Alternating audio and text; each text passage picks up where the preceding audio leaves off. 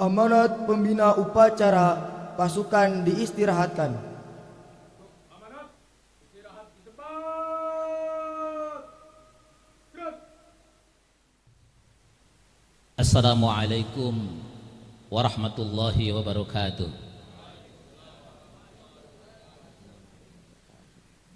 Alhamdulillahilladzi hadana lil Islam.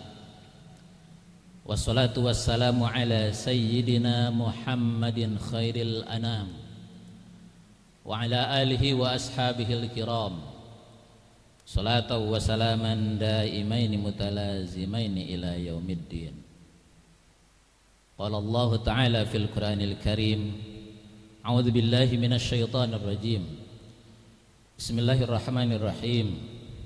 Ya ayyuhalladzina amanu taqullaha haqqa tuqatih wa la tamutunna illa wa antum muslimun. Qala ahadul ulama, la aq'udul jubna anil hijai walau tawalat zumarul a'da'i. Amma ba'du.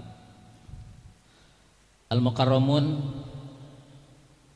yang kita hormati, kita muliakan jajaran pengurus Yayasan Madinatul Quran Depok, Bapak Ketua Bapak Dr. Solihin Azik, juga Bapak Bendahara Bapak Insinyur Abu Haris,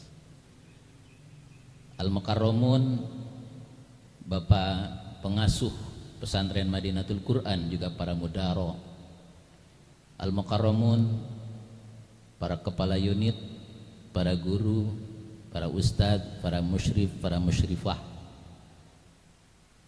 Yang kita hormati juga perwakilan dari Komite Santri Pesantren Madinatul Quran, dan yang saya cintai para santri Pesantren Madinatul Quran, juga alumni Pesantren Madinatul Quran dimanapun kalian berada.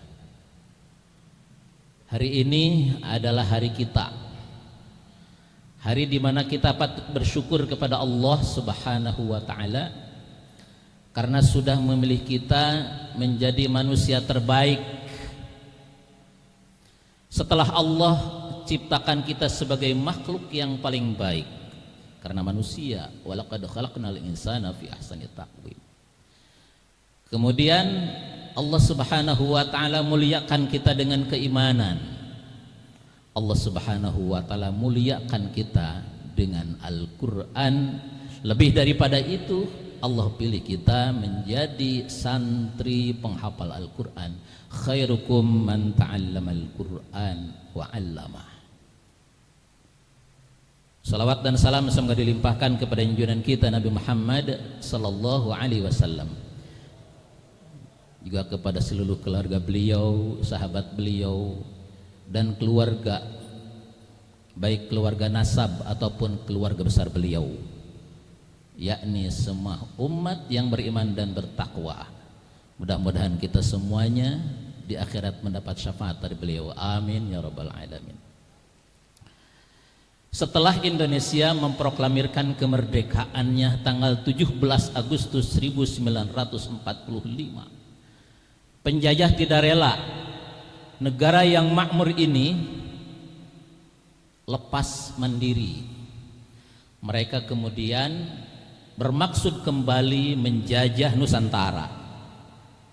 Tanggal 29 September 1945 mereka kembali dengan tentara sekutunya. Hal ini membuat gundah para pemimpin negara ini.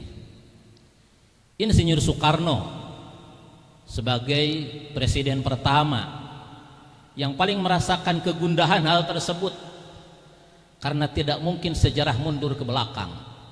Setelah Indonesia menyatakan diri sebagai negara merdeka, haram bagi Indonesia untuk kembali dijajah oleh bangsa atau negara manapun. Namun beliau ada sedikit bingung harus kemana beliau mengadu. Maka atas saran dari Panglima Besar Jenderal Sudirman, yang notabene adalah seorang santri, Insinyur Soekarno mendatangi Kiai Haji Hashim Asy'ari sebagai Ketua Umum sekaligus pendiri Jam'iyah Nahdlatul Ulama, meminta arahan kepada beliau bagaimana agar masyarakat Indonesia bangkit menghadapi penjajah yang ingin kembali. Maka Kiai Haji Hasyim Asy'ari menghubungi Kiai Haji Wahab Hasbullah. Dua ulama yang besar ini kemudian mengumpulkan seluruh pimpinan-pimpinan NU di Jawa dan Madura agar mereka semuanya berkumpul guna berembuk, bermusyawarah bagaimana menyatukan suara agar umat bangkit tidak lelah melawan penjajah yang akan kembali menjajah negeri ini. Maka Kiai Haji Wahab Hasbullah mengumpulkan seluruh pimpinan-pimpinan NU yang ada di Jawa dan Madura, dan tepat tanggal 21 Oktober mereka semuanya berkumpul di kantor pusat Ansor di Jalan Bubutan, Surabaya. Selama 2 hari mereka berdiskusi sekaligus istikharah memohon petunjuk kepada Allah Subhanahu wa taala apa yang harus dilakukan, karena bangsa ini sudah lebih dari 3 abad berjuang melawan penjajah dan sekarang menghadapi tahapan baru, yakni penjajah yang datang kembali. Atas hasil musyawarah para ulama, maka diputuskanlah 3 pesan penting yang disebut sebagai resolusi jihad, di mana 3 rumusan ini pertama adalah mewajibkan seluruh kaum muslimin yang ada di Indonesia, laki-laki atau perempuan, orang tua, remaja, bahkan anak-anak sekalipun, untuk memerangi orang kafir yang hendak menjajah umat muslim. Sehingga kalau ada umat muslim yang tidak ikut berperang, hukumnya adalah sebagai dosa besar. Yang kedua, disampaikan juga di dalam resolusi ini, siapapun yang wafat di dalam perjuangan ini maka hukumnya adalah sebagai syuhada, orang yang mati syahid. Dan yang ketiga, siapapun di antara bangsa Indonesia yang berpihak kepada Belanda maka dianggap sebagai pengkhianat dan halal darahnya harus dibunuh. Dengan berbekal 3 poin ini, para ulama menyampaikan kepada Presiden Soekarno, dan pesan ini disebar ke seluruh pesantren-pesantren yang ada di Jawa dan Madura, bahkan seluruh laskar fi sabilillah, mujahidin dan lain sebagainya, bahkan TKR, agar pesan ini sampai kepada seluruh rakyat Indonesia, khususnya yang ada di Jawa dan di Madura. Menerima pesan dari ulama ini, umat menyatakan siap, kami siap berjihad sampai titik darah penghabisan.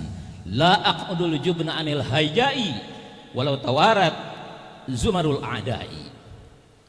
Ku tak akan mundur dari medan tempur menghadapi musuh walau badan hancur. Allahu Akbar. 3 hari setelah resolusi tersebut disampaikan, 6.000 pasukan sekutu turun di Tanjung Perak, Surabaya. Kaum muslimin, para santri sudah siap menghadapi mereka. Ribuan masyarakat santri datang ke Surabaya untuk menghalau mereka. Terjadilah pertempuran yang sangat sengit tanggal 27, 28 dan 29 Oktober 1945. Dan tentara Inggris dalam hal ini merasa kewalahan. Akhirnya mereka menemui Insinyur Soekarno sebagai presiden dan menyampaikan ajakan untuk gencatan senjata. Disepakatilah gencatan senjata pada pagi hari tanggal 30 Oktober. Pagi hari disepakati gencatan senjata, sore harinya pada tanggal 30 Oktober terjadi insiden di Jembatan Merah. Panglima sekutu, yakni Jenderal Malabi, tewas di Jembatan Merah, yang otomatis gencatan senjata batal. Kemudian setelah Jenderal Malabi tewas, pimpinan tentara sekutu diganti oleh Jenderal Robert Manser. Kemudian lewat Jenderal Robert Manser ini, mereka mengultimatum para mujahidin agar segera meletakkan senjata paling akhir tanggal 10 November 1945. Mendengar ultimatum ini, para santri yang sudah siap untuk berjihad merasa semakin terbakar semangatnya. Ya, semakin terbakar semangatnya, bukannya mundur, bahkan semakin siap maju ke medan tempur. Adalah Bung Tomo sebagai salah satu santri teladan. Beliau menghadap kepada Ki Haji Hasyim Asy'ari, meminta petunjuk apa yang harus dilakukan. Setelah mendapat petunjuk dari Ki Haji Hasyim Asy'ari, beliau langsung berangkat ke Surabaya lewat RRI, Radio Republik Indonesia, satu-satunya sarana komunikasi dan informasi yang dimiliki pada saat itu. Beliau kemudian mengumandangkan semangat jihad agar kaum muslimin tidak berpangku tangan. Musuh sudah berada di hadapan, tidak ada kata mundur. Dengan kalimat takbir beliau mengumandangkan semangat jihad, dan alhamdulillah pada tanggal 10 November ya, mereka menyatakan kalah. Alhamdulillah. Hadirin wal hadirat yang dimuliakan Allah Subhanahu wa taala, yang kemudian tanggal 22 Oktober ini ditetapkan oleh Presiden Indonesia yang ke-7 sebagai Hari Santri Nasional. Dan kita sebagai santri tentunya juga merasa bangga dengan hal ini. Artinya kita diingatkan bahwa kita ini santri, kita ini adalah manusia yang dipilih oleh Allah Subhanahu wa taala, sebagaimana tadi di awal dikatakan. Pertanyaannya, kenapa hari santri, tidak hari kiai? Bukankah Ki Haji Hasyim Asy'ari itu adalah sebagai kiai? Saudara yang saya cintai karena Allah Subhanahu wa taala, karena semua kiai adalah santri. Meskipun tidak semua santri kemudian ditakdirkan menjadi kiai. Para guru-guru kita yang ada di depan, mereka para kiai, pada saat yang bersamaan mereka adalah santri dari guru-gurunya. Untuk itu, sebagai santri mestinya kita memiliki 3 elemen sebagai identitas santri. Tidak dikatakan santri kecuali memiliki 3 elemen ini. Santri yang pertama, harus memiliki semangat thalabul ilmi. Santri memiliki semangat thalabul ilmi dan tidak pernah bosan untuk terus menuntut ilmu, hatta kepada orang yang lebih rendah daripada dirinya sekalipun. Dikatakan seandainya seseorang thalib merasa bosan thalabul ilmi, ya, mendengar ilmu yang serupa 99 kali semangat, pas ke 100 kalinya dia bosan, maka dia tidak termasuk kategori thalibul ilmi. Kalian SMP, sebentar lagi SMA, ya. Selanjutnya kalian kuliah S1 sampai gelar yang tertinggi, doktor, bahkan insya Allah kalian jadi profesor. Karena dengan ilmu pengetahuan kita semuanya akan naik. Yarfa'illahu alladhina amanu minkum walladhina utul ilma darajat. Ilmu adalah tangga yang mempercepat perjalanan kita menuju ke tempat yang paling tinggi. Jangan pernah berhenti thalabul ilmi.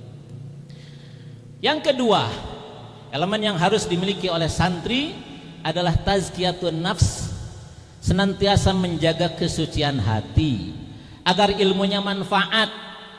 Buat apa ilmu yang banyak kalau hatinya rakus, hatinya tidak menghadirkan Allah Subhanahu wa taala?